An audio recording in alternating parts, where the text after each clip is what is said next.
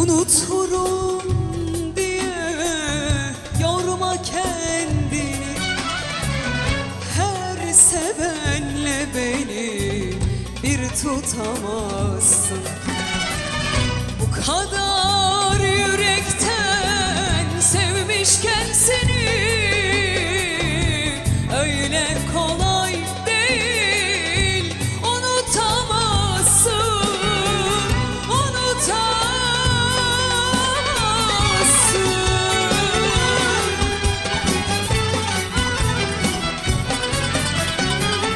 Yıllar sonra bir gün seni ararsam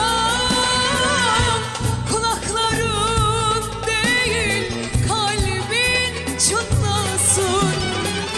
Yıllar sonra bir gün seni ararsam kulakların değil kalbin çınlasın.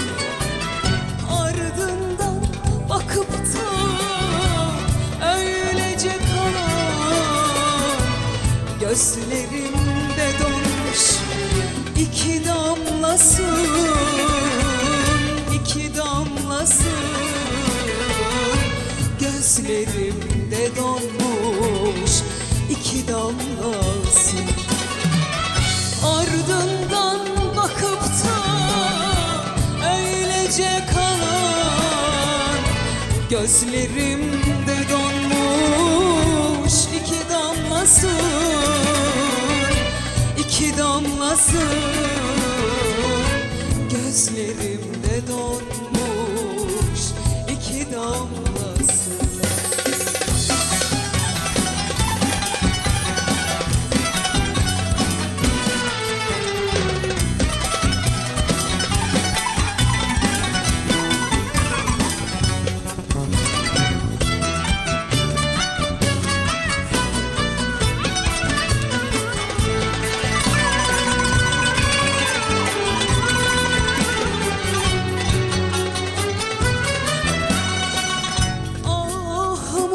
Rüzgarı üşütür seni, benden başkasına ısınamazsın.